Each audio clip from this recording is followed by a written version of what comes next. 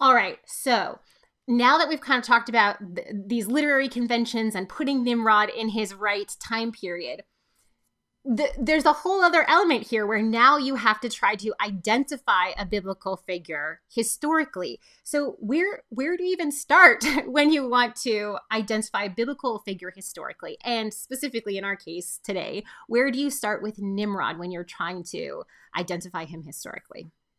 Sure. And I guess I could say, in light of what we were just talking about, good Bible study method, observations and interpretations and so forth, that's all part of it. But for that question, maybe we can start by studying and quantifying every possible characteristic of, whatever specific person we're looking at in Scripture. And we're trying to draw out, what are those characteristics of this person? What do we know to be true? What is the biblical writer clearly communicating? And really, Corie, we can start by making a list, a little Christmas list, 1, 2, 3, 4, 5, and just, numbering these things. And with Nimrod, we start with requirements such as this. He was a king, right? So you can't get away from this.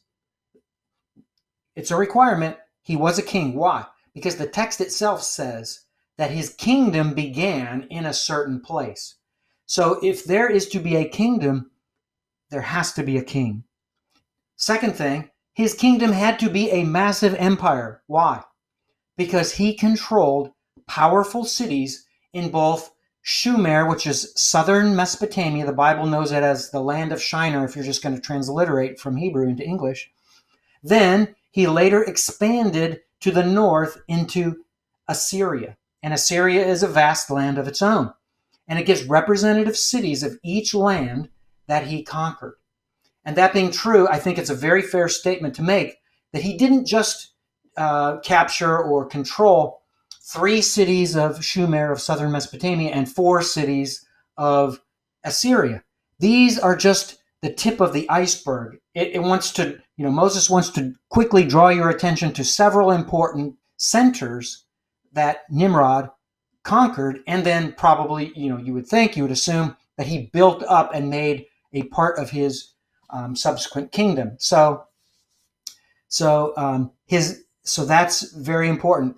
The kingdom had to be a massive empire because it included virtually, if not all, of southern Mesopotamia and Assyria to the north. And then a third characteristic is his kingdom had to begin in Sumer and then later expand into Assyria. So what that does is it gives us, if you will, a chronological flight plan.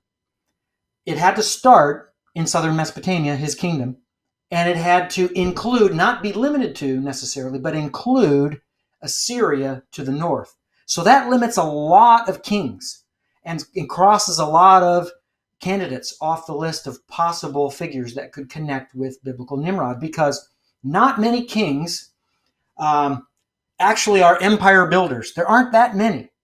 And of those, not many at all start their kingdom in southern Mesopotamia and expand it into Assyria. So this really limits the field. So those are some of the things that we can look at. Thank you so much for watching. We want to keep producing high-quality biblical content, but we can't do it without your support. If you feel called to support us, please click the link in the description under Donate. Your support really means a lot to us.